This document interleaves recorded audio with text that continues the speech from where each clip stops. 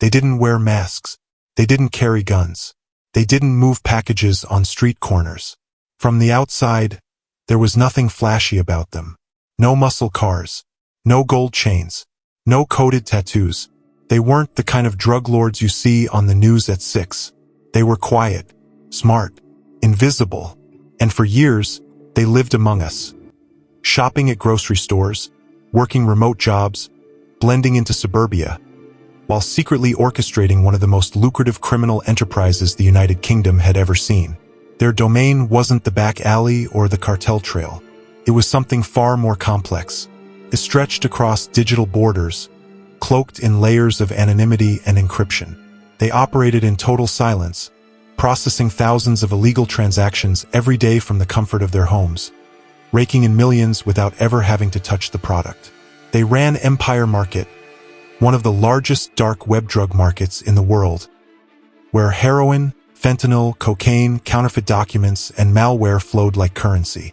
A virtual bazaar where anything could be bought, if you had the right coin and the right connection. And they made sure you did. Using only usernames, crypto wallets, and encrypted chat rooms, they built a network of dealers, launderers, and digital enforcers. No fingerprints. No addresses. No names. The kind of setup that law enforcement agencies dread. Because you can't raid a server you can't find. You can't arrest a ghost. For years, the operation seemed impenetrable. There were whispers of who might be behind it, speculations among users, failed takedowns by authorities. Empire Market continued to grow, pulling in tens of millions of pounds worth of illegal sales, expanding its grip across Europe and beyond, until one day everything changed. Not with a raid, not with a confession, but with a single critical mistake. A weakness, a digital crack. Something so small it went unnoticed by the people who had planned everything else to perfection.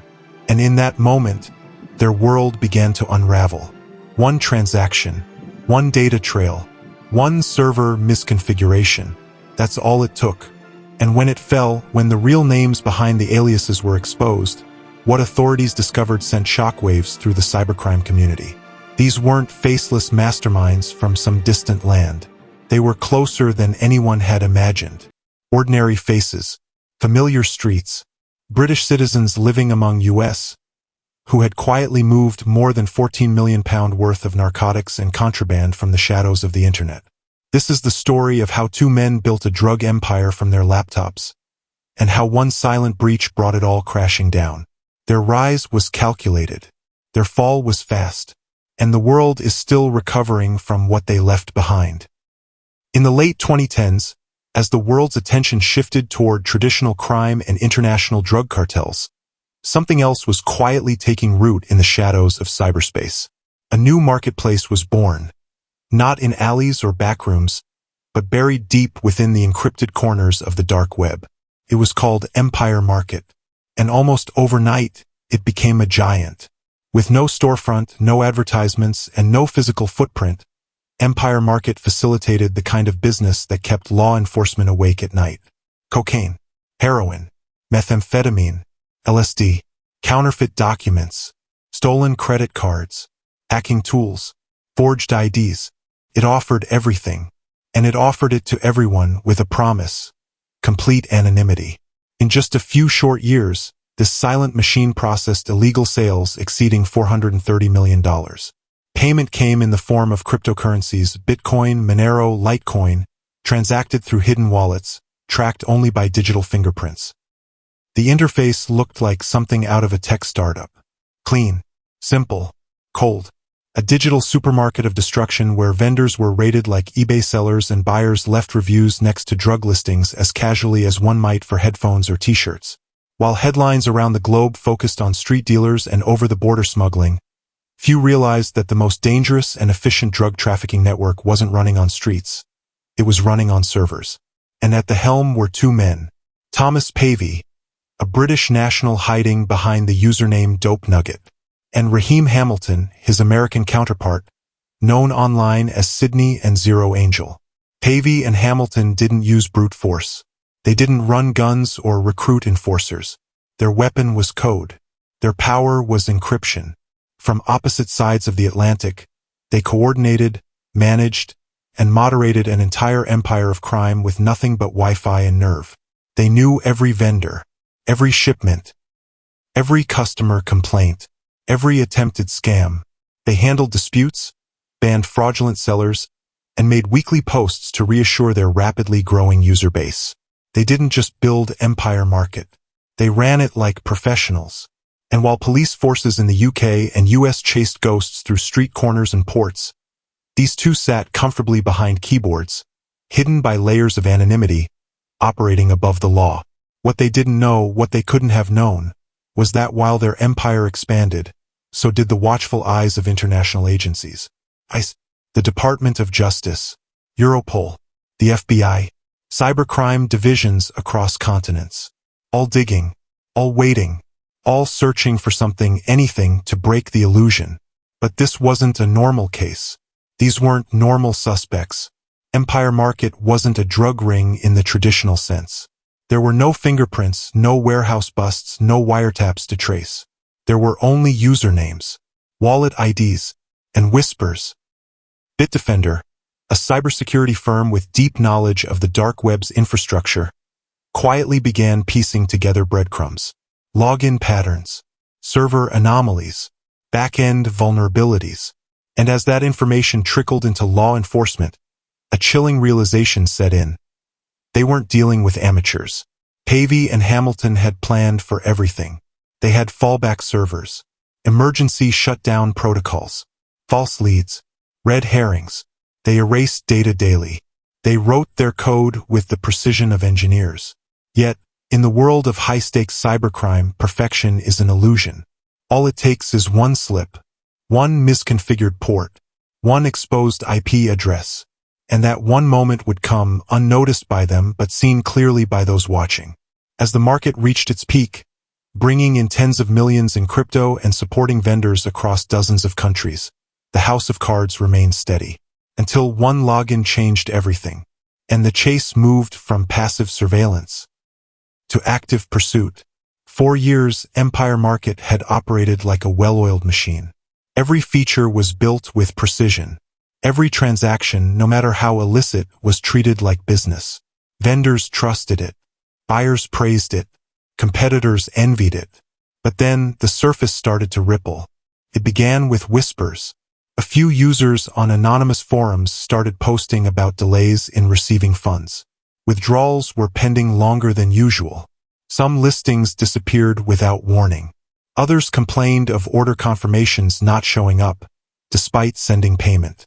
In the world of the dark web, trust is currency.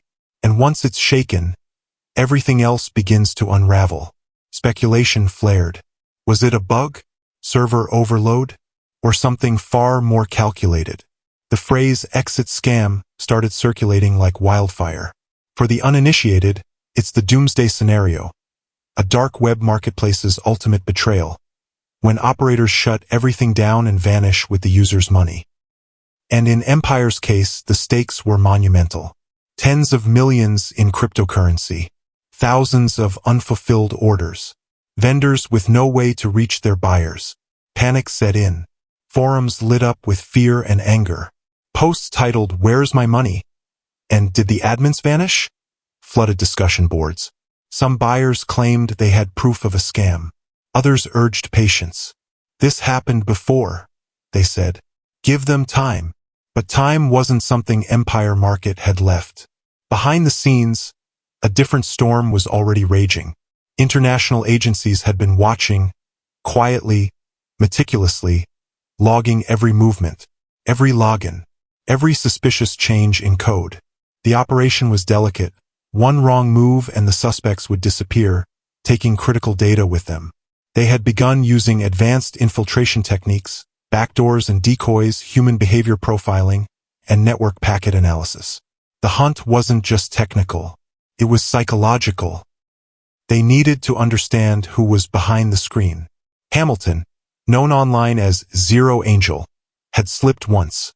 An old email connected to a pseudonym from a completely unrelated forum. It was buried deep in the digital archives. A detail no one was supposed to find. But someone did. Pavey working. For months, The investigation had been inching forward in shadows. Slow, deliberate, patient. Agencies across the globe shared encrypted channels. Each move was mapped, debated, tested against the risk of tipping the suspects off. There would be no second chance. If they failed to strike with absolute precision, the entire operation would collapse into smoke. But then, a line of code changed everything. A vulnerability, small, almost laughably simple in hindsight, opened a gateway. It was buried deep inside Empire Market's infrastructure, unnoticed by the operators. To most, it looked like routine server activity. But to the forensic analysts monitoring packet flow and back-end processes, it was a chink in the armor. One they had been waiting for. They moved fast. Teams of cybersecurity experts funneled data through advanced decrypting layers. Real-time transaction logs were intercepted. IP routing paths began to triangulate. Cryptocurrency flows were untangled from mixers and tumblers. What had once been cloaked in layers of obfuscation now flickered with traceable clarity. From a secure command center, analysts watched as pseudonymous usernames began matching digital footprints to real-world identities. Dope Nugget, Zero Angel, Sydney. They were no longer just avatars. They were men, living, breathing, traceable. The masks were slipping. Coordinates were relayed. Warrants were signed under seal. Flights were booked under aliases. It wasn't just one agency. It was a synchronized strike across continents, federal agents, cyber units, financial crime task forces. The first knock came just before dawn. In one city, Raheem Hamilton, still half asleep, opened the door and froze. Tactical units rushed past him. Devices were seized before they could be wiped. In another part of the country, Thomas Pavey was tracked to a quiet rental home. His laptop was still open, admin panel of Empire Market glowing on the screen. His last login would be his final one. The arrests happened within hours of each other. At the same time, digital takedown protocols were triggered. Servers went dark. Domains were neutralized. Access keys were revoked. Empire Market, once the colossus of the dark web, vanished in a cascade of shutdown signals. Vendors logged in that morning to find nothing. Pages timed out. Balances were gone. Support tickets, forever unanswered. The empire they built, transaction by transaction in the shadows, had crumbled. In court documents, the scale of their operation was laid bare. Over $430 million in transactions. Tens of thousands of users. Weapons. Narcotics. Fraudulent documents. A silent economy that had flourished just beneath the surface of the internet. But now the silence was broken.